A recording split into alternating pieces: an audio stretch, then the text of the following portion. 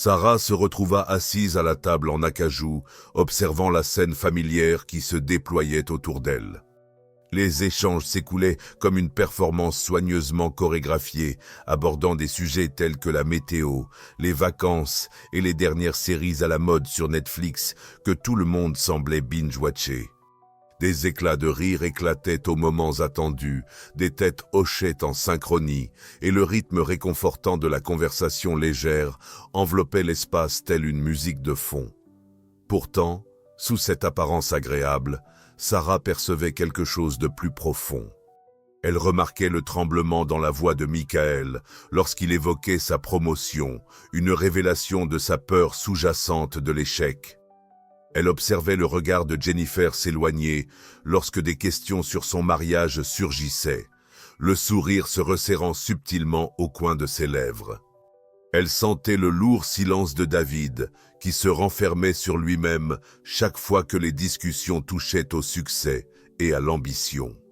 Les autres semblaient complètement inconscients de ces nuances délicates, glissant joyeusement à la surface des interactions sociales comme des pierres dansantes sur l'eau.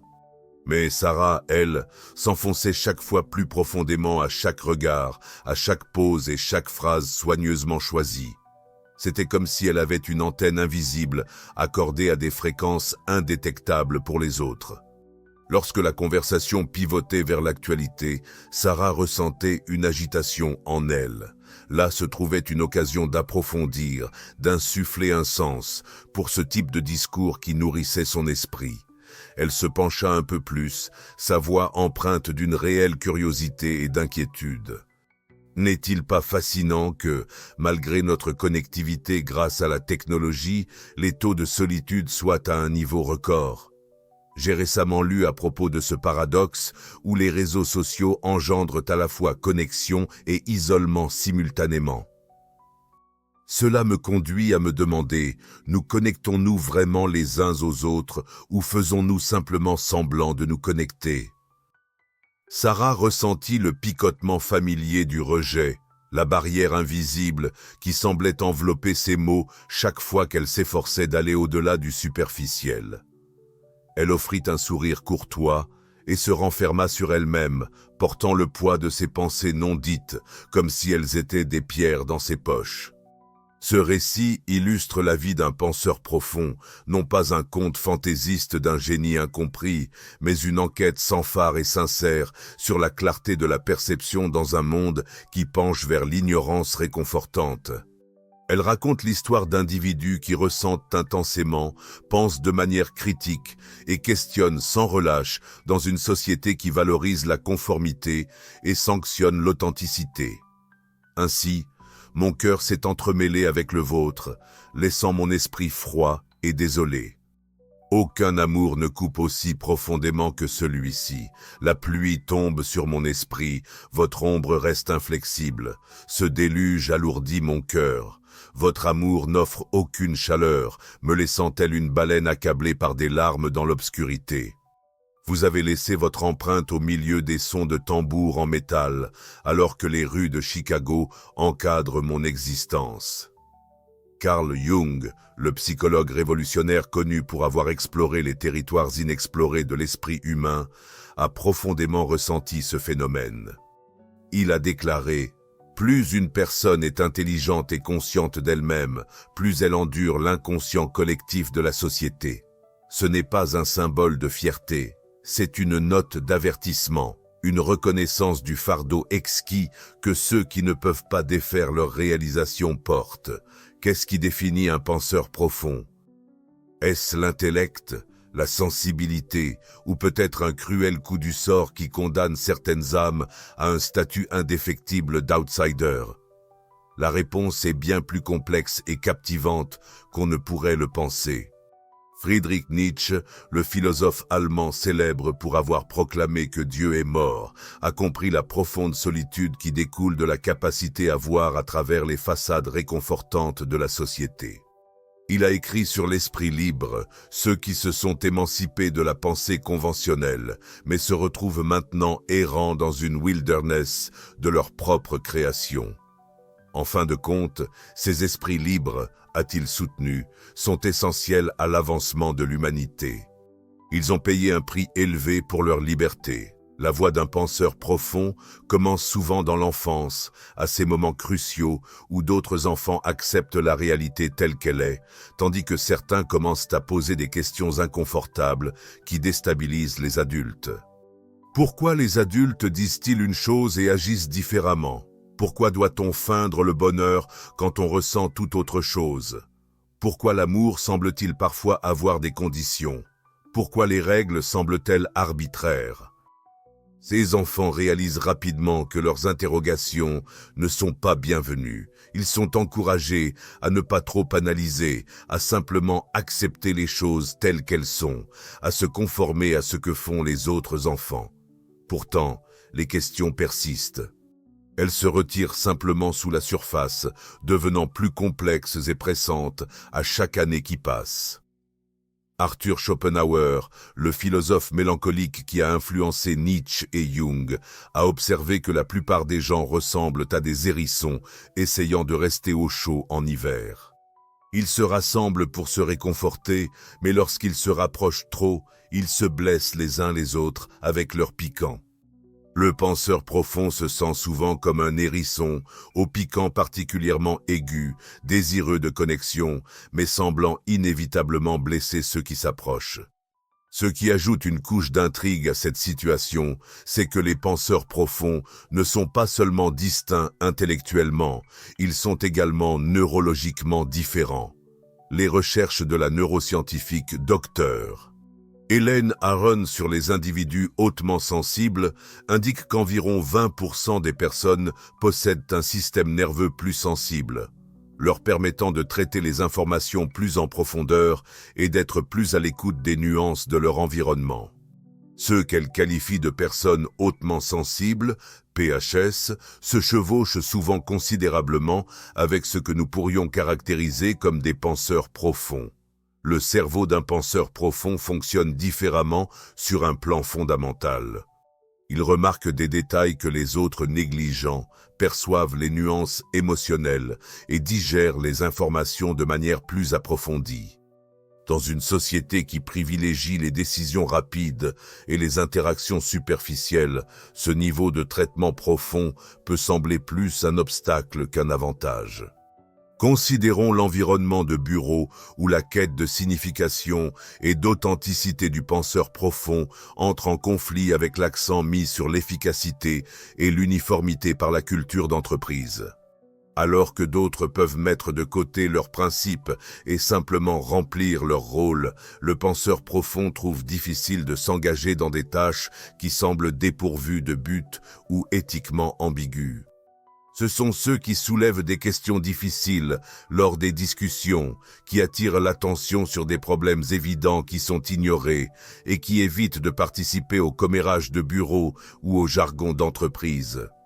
Viktor Frankl, le survivant de l'Holocauste et psychiatre connu pour son ouvrage Man's Search for Meaning, a reconnu que les individus peuvent endurer presque n'importe quelle épreuve s'ils peuvent trouver un sens à celle-ci.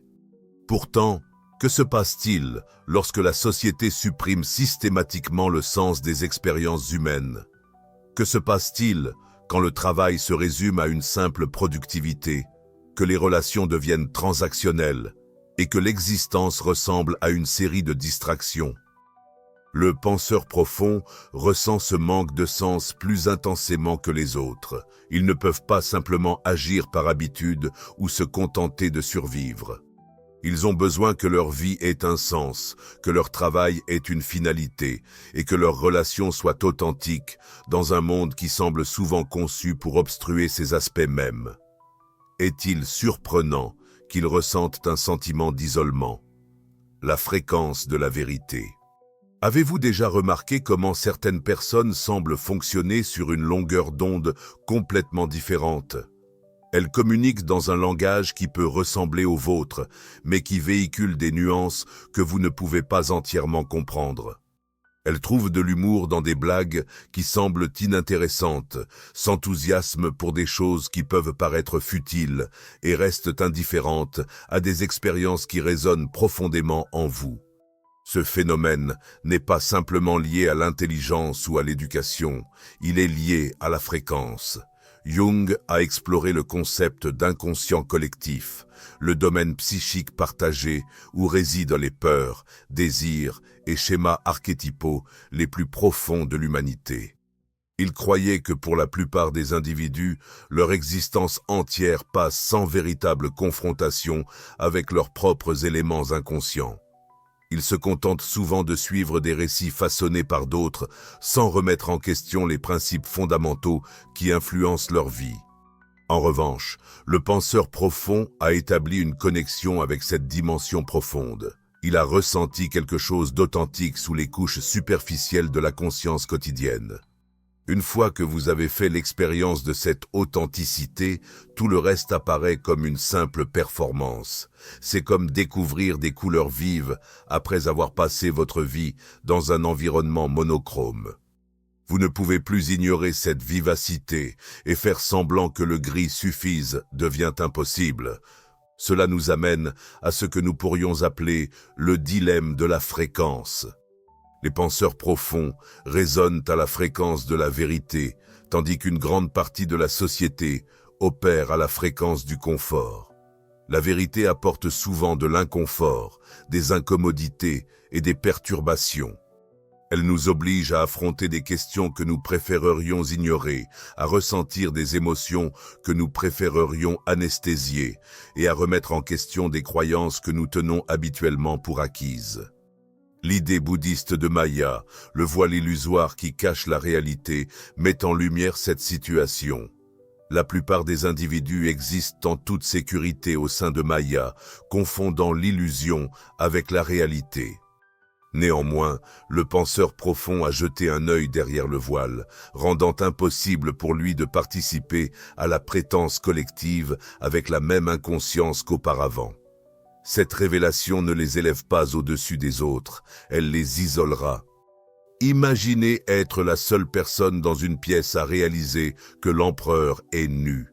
Votre honnêteté n'est pas bienvenue, considérée comme perturbatrice, négative ou avide d'attention. Vous ne cherchez pas à compliquer les choses, vous êtes simplement incapable de vous joindre au déni universel. Le philosophe grec ancien Platon a illustré ce phénomène de manière exemplaire à travers sa célèbre allégorie de la caverne. Des prisonniers enchaînés dans une caverne confondent les ombres projetées sur le mur avec la réalité jusqu'à ce que l'un d'eux parvienne à s'échapper et perçoive le monde tel qu'il est vraiment. En revenant pour partager cette révélation, les autres prisonniers rejettent son récit, préférant leurs ombres familières. Le porteur de vérité devient souvent l'étranger, perçu comme l'instigateur et celui qui déséquilibre l'harmonie. Pourtant, il y a une précieuse compréhension de Platon que beaucoup négligent. Le prisonnier libéré a le devoir de continuer à partager des vérités, même face à la résistance, non pas par désir de rejet, mais parce que la vérité, en elle-même, a de l'importance et que quelqu'un doit la reconnaître. Le penseur profond porte cette responsabilité de témoin. Il perçoit au-delà des façades que les gens endossent, des systèmes qui exploitent et des croyances qui restreignent. Il ressent l'angoisse collective que les autres ont choisi d'ignorer. Il s'accroche aux questions que beaucoup ont abandonnées. Bien que cette responsabilité puisse sembler lourde, elle est d'une importance cruciale. Oh, rivière ici! Mon cœur se brise sous la pluie de minuit. S'il te plaît, ô rivière, ici mon cœur se brise sous la pluie de minuit. Elle est partie. Et son ombre gravée en moi coule avec cette douleur infinie. Ne laisse pas le courant noyer mes larmes. Ne laisse pas l'obscurité engloutir mes peurs. S'il te plaît, douce rivière, transporte ma tristesse en aval. Mon âme déchirée, criant à la rivière pour un rêve. Imaginez cela, vous entrez dans une pièce et ressentez instantanément que quelque chose ne va pas. Les dialogues sont légers, tout le monde est joyeux, mais vous pouvez percevoir une tension sous-jacente qui flotte dans l'air. Les autres semblent inconscients, discutant joyeusement de leur projet de week-end, tandis que vous avez l'impression d'être immergé dans des émotions non exprimées. Bienvenue dans le royaume du penseur profond, où les frontières émotionnelles sont souvent aussi minces que du fromage suisse. Jung a reconnu ce phénomène comme étant la contagion psychologique, le partage silencieux des émotions et des états psychologiques entre individus. Bien que cela se produise de manière variable pour chacun, les penseurs profonds semblent avoir des récepteurs émotionnels constamment en éveil, absorbant des signaux de tous côtés. Dr Judith Olaf, psychiatre ayant exploré le phénomène des empathes et des personnes sensibles, qualifie cette capacité d'être une éponge émotionnelle. Les penseurs profonds n'observent pas simplement les émotions, ils les intériorisent. Ils ressentent le stress d'un collègue anxieux, la tristesse d'un ami en instance de divorce, la frustration d'un inconnu dans le métro et, souvent, ils confondent ces sentiments absorbés avec les leurs. Cette absorption n'est pas un choix, c'est plutôt comme avoir une radio toujours allumée, captant des signaux émotionnels qu'ils le souhaitent ou non. Le résultat est la fatigue, une profonde lassitude au niveau de l'âme que le repos seul ne peut apaiser. Mais la situation devient encore plus complexe. La société a appris à tirer parti de cette sensibilité. Les gens sont attirés vers les penseurs profonds comme s'ils étaient attirés par un aimant. Ils ressentent souvent, parfois de manière subconsciente, qu'il y a ici quelqu'un qui écoutera vraiment, fera preuve d'empathie et créera un espace sûr pour leur souffrance. En conséquence, le penseur profond se retrouve souvent dans le rôle de conseiller non officiel, de soupape de décharge émotionnelle, toujours disponible pour les problèmes des autres. L'ironie est frappante. Ceux qui ont le plus besoin de nutriments émotionnels, qui jonglent avec leurs propres émotions intenses, ainsi que celles qu'ils absorbent des autres, sont précisément ceux que les gens cherchent pour trouver du réconfort. C'est un peu comme demander à quelqu'un qui est déjà en train de se noyer de sauver les autres. La psychologue Dr Karen Hall évoque l'idée du travail émotionnel, qui désigne la tâche invisible de gestion des émotions, tant personnelles que celles des autres. Les penseurs profonds effectuent d'énormes quantités de ce travail émotionnel, souvent sans aucune reconnaissance ni réciprocité. Ce sont eux qui se souviennent des dates importantes, qui demandent des nouvelles d'amis en difficulté et qui remarquent quand quelqu'un traverse une période difficile, offrant leur aide avec empressement. Pourtant, lorsqu'ils ont besoin de soutien, ils découvrent souvent que les autres ont du mal à le fournir. Les besoins émotionnels des penseurs profonds sont multifacettes, complexes et souvent difficiles à saisir pour les autres. Ils ne peuvent pas être résolus par des clichés ou des réassurances superficielles. Ils nécessitent une véritable visibilité, une compréhension et une connexion à leur niveau profond. Cela conduit à ce que l'on peut décrire comme une asymétrie émotionnelle dans les relations. Le penseur profond contribue de manière significative, mais il lui est difficile de recevoir en retour à la même profondeur. Il excelle à élever les autres, mais se sent souvent comme s'il parlait une langue étrangère lorsqu'il essaie d'exprimer ses propres besoins. Cela crée une forme unique de solitude, pas celle d'être physiquement seul, mais plutôt l'isolement d'être mal compris. C'est la solitude de porter des pensées et des émotions qui semblent trop complexes ou intenses pour que les autres puissent les gérer. C'est l'isolement d'être toujours perçu comme celui qui est résilient, le sage, celui qui semble tout maîtriser, alors qu'en interne, il est souvent aussi perdu et perplexe que tout le monde. La façade de la normalité.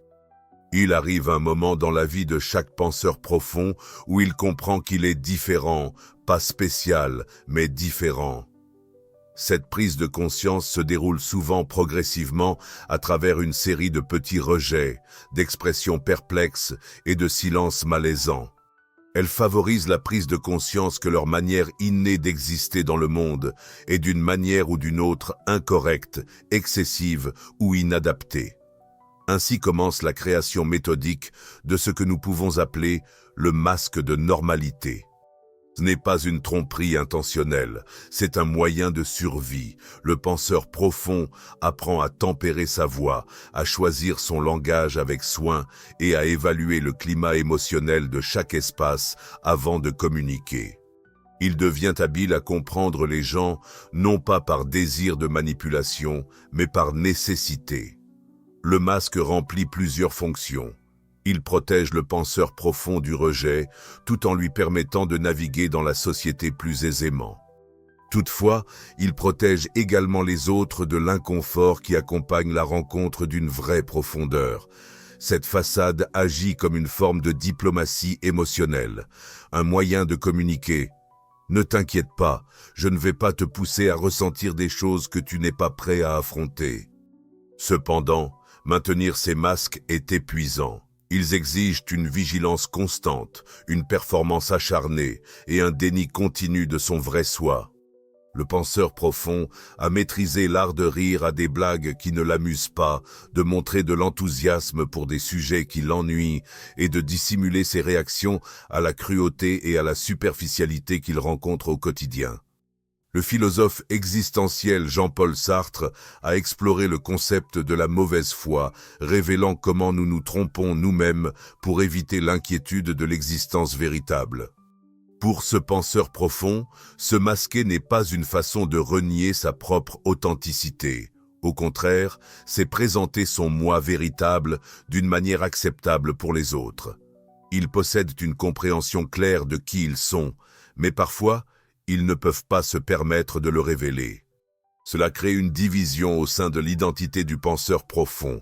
Le soi privé est complexe, contemplatif et émotionnel, tandis que le soi public est aimable, direct et sécurisé.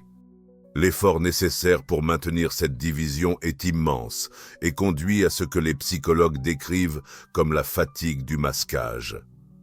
Le penseur profond a souvent l'impression de mener une existence double, authentique en privé, mais performatif en public. La triste réalité est que ce masquage peut souvent être contre-productif. Bien qu'il puisse les aider à éviter certaines formes de rejet, il entrave en même temps leur capacité à tisser les liens profonds qu'ils désirent tant. Comment peut-on être véritablement compris si l'on cache éternellement son moi véritable ? Comment peuvent-ils découvrir leur communauté s'ils feignent continuellement une identité différente? Pourtant, la perspective de se débarrasser complètement du masque semble terriblement périlleuse. À travers des expériences douloureuses, le penseur profond a appris que leur vérité non filtrée peut submerger la plupart des gens. Ils ont constaté que leur intensité peut être intimidante, que leurs questions incisives peuvent troubler et que leur profondeur peut mener à l'isolement. C'est le piège du penseur profond. Ils recherchent une connexion authentique pour s'épanouir, mais leur propre authenticité a tendance à éloigner les autres.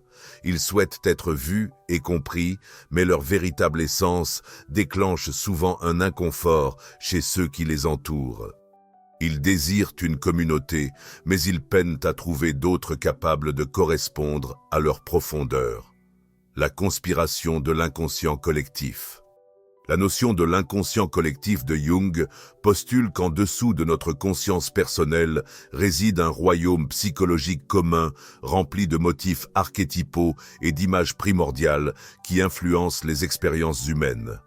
Cependant, que se passe-t-il lorsque cet inconscient collectif est contaminé par des peurs liées à la profondeur, à l'authenticité et aux émotions véritables ? Nous évoluons dans ce que de nombreux professionnels de la santé mentale et sociologues appellent une ère post-vérité, non pas en raison de l'absence de vérité, mais parce que nous avons collectivement choisi le confort plutôt que l'exactitude. Des systèmes ont été établis qui favorisent les apparences extérieures au détriment de la véritable substance, la performance plutôt que l'expression authentique et le consensus au lieu de l'honnêteté.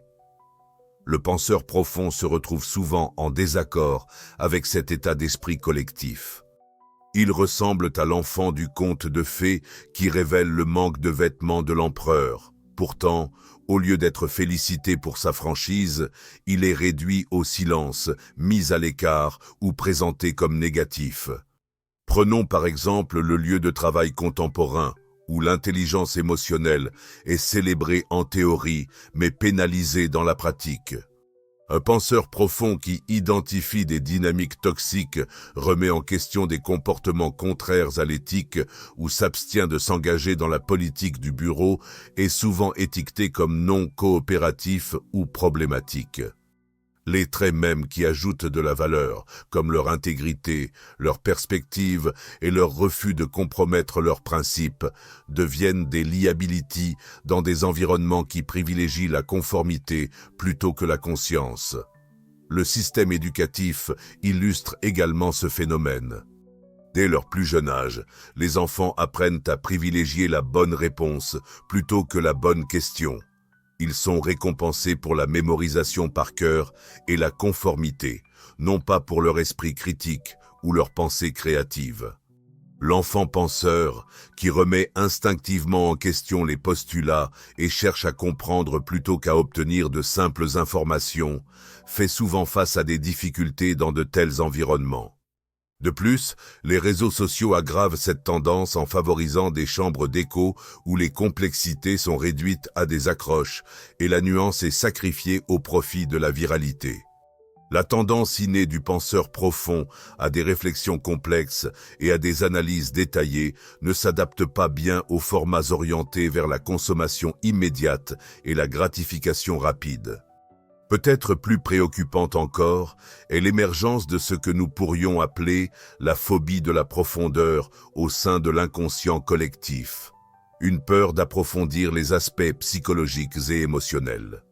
Nous avons construit une société qui soulage l'inconfort par le biais de médicaments, détourne l'attention de la douleur et banalise la tristesse. Nous avons appris à fuir notre moi intérieur pour esquiver cette auto-réflexion qui pourrait favoriser la croissance et l'authenticité. Le penseur profond, naturellement enclin à la contemplation et à la complexité émotionnelle, se retrouve en lutte contre cette marée sociétale. On les met souvent en garde contre le surmenage intellectuel, alors qu'en réalité, ils essaient simplement de clarifier leurs pensées. Ils sont étiquetés comme trop sensibles alors qu'ils réagissent simplement de manière appropriée à de véritables déclencheurs. Ils font face à une stigmatisation en tant que négatifs quand ils choisissent de rejeter la positivité toxique. Cela conduit à un phénomène d'auto-illusion où le penseur profond commence à remettre en question ses propres perceptions et expériences.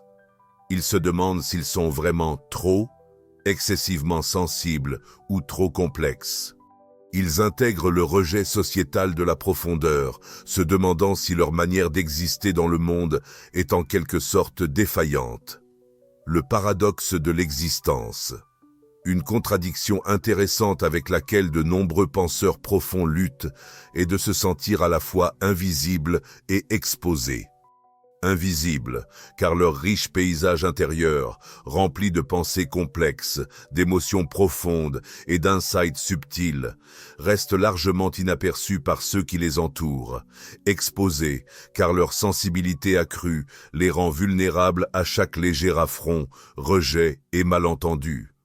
Cette contradiction crée une pression psychologique unique. Le penseur profond désire reconnaissance et compréhension, aspirant à ce que son monde intérieur soit reconnu et valorisé. Pourtant, ils craignent également la vulnérabilité que la vraie visibilité implique. Ils en viennent à comprendre que révéler leur profondeur intérieure conduit souvent au rejet, les incitant à élaborer des stratégies complexes pour s'intégrer dans leur environnement. La notion grecque de kinosis, qui englobe l'auto-vide ou l'auto-camouflage, reflète cette réalité. Souvent, le penseur profond réprime ses propres besoins et ses complexités pour devenir plus accessible aux autres. Il maîtrise l'art de minimiser leur présence, se rendant moins vif et moins intimidant. Pourtant, cet acte de dissimulation a des conséquences significatives. Le penseur profond finit par se déconnecter progressivement de sa propre voix, de ses besoins essentiels et de sa vérité personnelle. Ils excellent à interpréter et réagir aux autres tant qu'ils en oublient d'être à l'écoute de leur propre dialogue intérieur.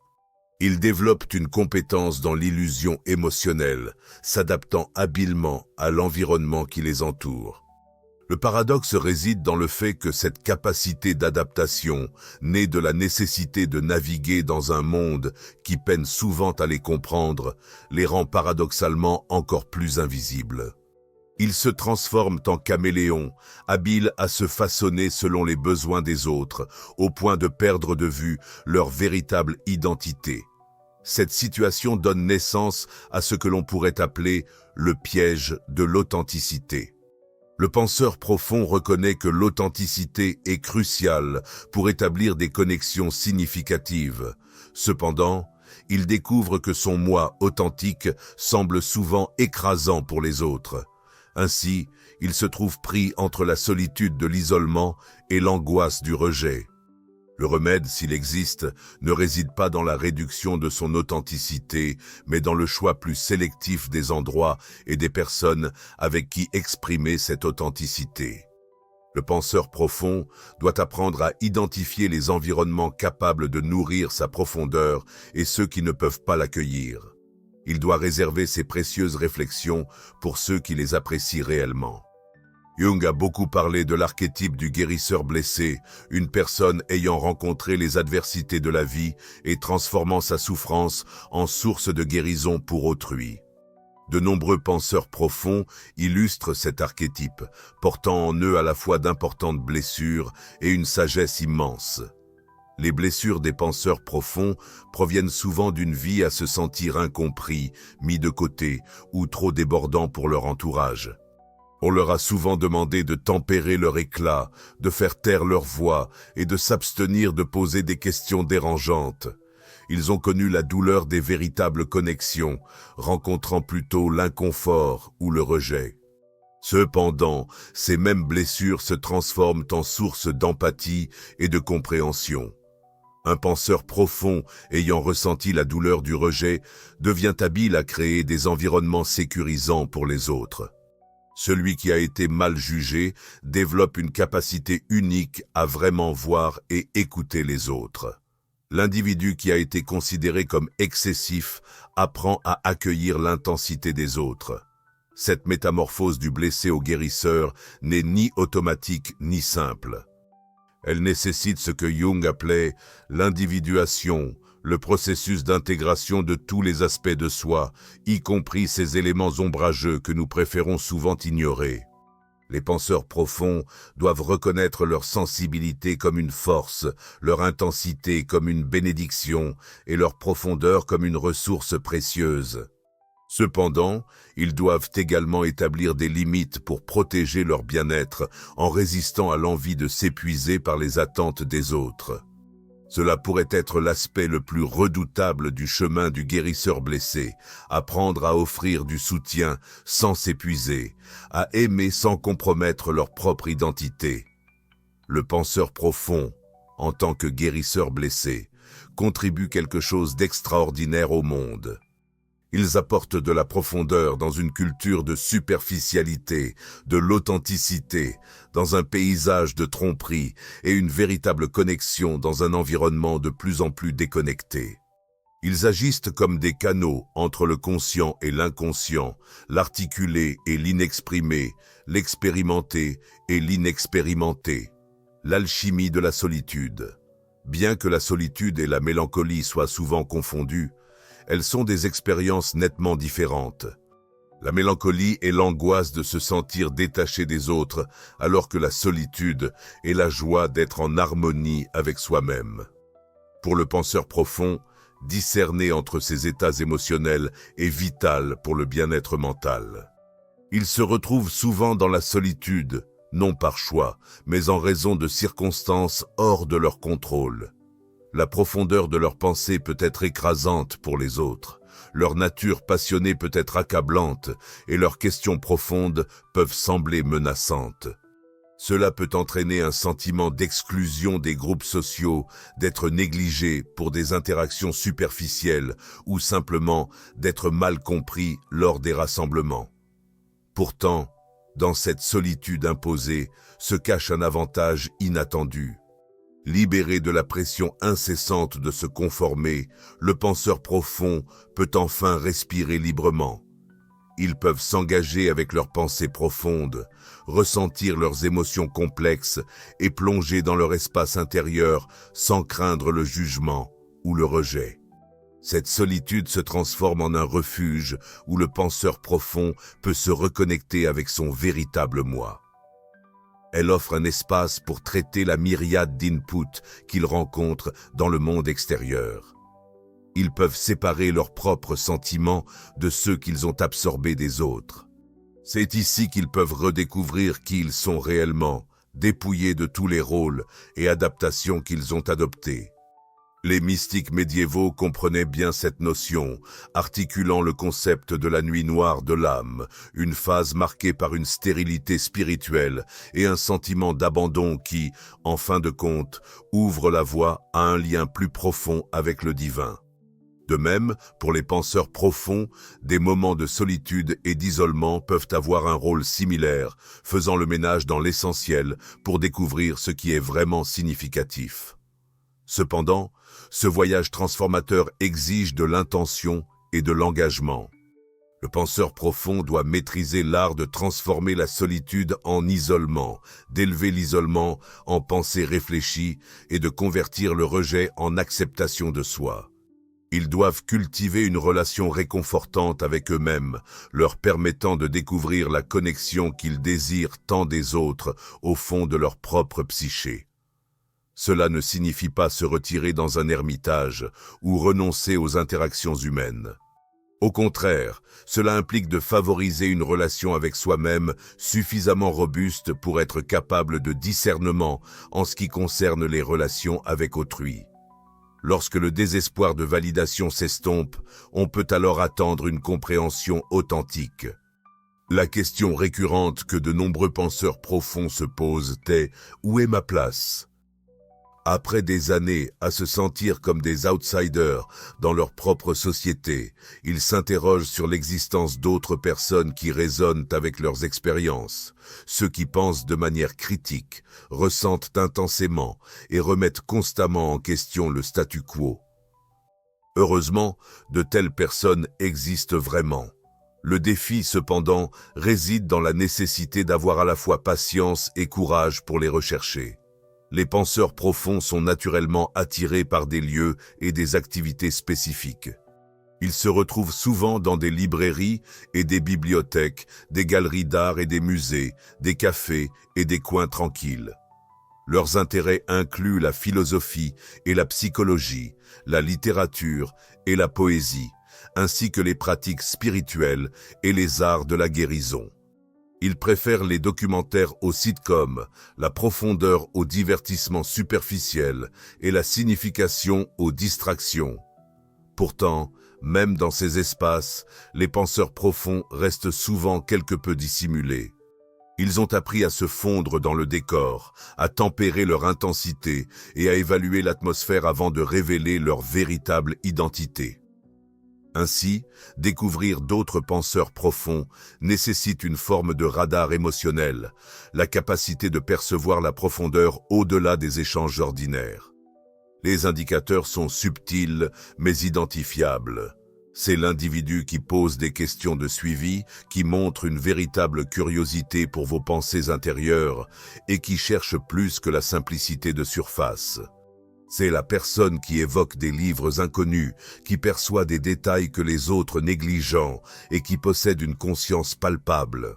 Lorsque deux penseurs profonds se reconnaissent, il y a souvent un sentiment de confort et de reconnaissance immédiat. Enfin, quelqu'un qui comprend leur langage, qui n'a pas besoin d'explication ou de simplification et qui est capable d'égaler leur intensité et leur profondeur. Ces connexions, bien que rares, sont immensément satisfaisantes. Néanmoins, les penseurs profonds doivent aussi accepter des types variés de relations. toutes les connexions ne doivent pas être celles d'âmes sœurs ou d'alliés philosophiques. Certaines relations peuvent prospérer sur des activités partagées, d'autres sur un encouragement mutuel et d'autres simplement sur la camaraderie. L'essentiel est de ne pas s'attendre à ce que tout le monde réponde à tous nos besoins, mais de nourrir un réseau de connexions qui, ensemble, offrent la richesse et la profondeur que recherche un penseur profond. C'est l'acte radical d'être fidèle à soi-même.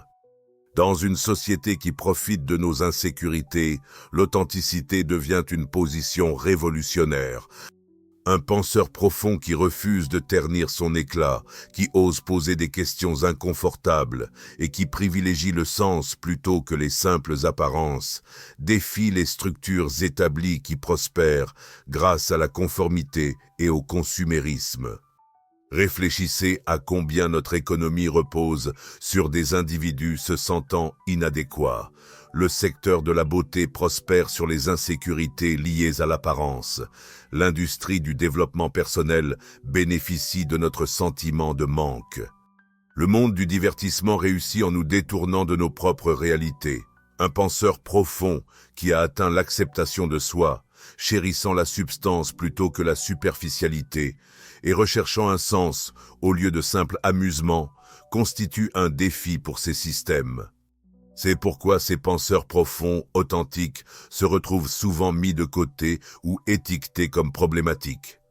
Ils choisissent de ne pas s'engager dans les distractions qui maintiennent les autres conformes. Ils posent des questions qui révèlent des vérités inconfortables. Ils éprouvent des émotions que beaucoup ont appris à réprimer. Pourtant, ce défi contre la conformité n'est pas simplement une question d'obstination ou de rébellion pour le plaisir. Elle reflète un engagement envers l'intégrité, fusionnant vérité intérieure et expression extérieure. Le penseur profond ne peut vivre dans le mensonge, il ne peut feindre l'appréciation pour ce qui n'a aucune valeur à ses yeux, ni prétendre être heureux tout en ressentant de la tristesse. Cette intégrité est à la fois un fardeau et une bénédiction. Elle devient un fardeau car elle les rend étrangers au sein de leur propre culture, comme des intrus dans leur propre société. Pourtant, c'est aussi un cadeau précieux, leur permettant d'agir comme des témoins de la vérité, des gardiens de la profondeur et des ponts reliant le conscient et l'inconscient. Le philosophe Søren Kierkegaard a parlé du saut de foi, le choix de croire malgré les incertitudes. Pour le penseur profond, un saut similaire est essentiel. L'acte d'embrasser l'authenticité est une décision profonde d'être réellement soi-même, peu importe les conséquences potentielles, de vocaliser sa vérité, même si cela entraîne des réactions négatives, et de privilégier la profondeur même lorsque le monde penche vers la superficialité. Cela exige un immense courage. Cela implique d'accepter la probabilité d'être mal compris, aliéné ou seul. Cela signifie préférer l'honnêteté au confort, l'authenticité à l'acceptation sociale et la substance à la commodité. Pourtant, cela ouvre aussi la porte à des relations authentiques, des contributions significatives et une vie alignée avec ses principes fondamentaux. L'effet d'entraînement.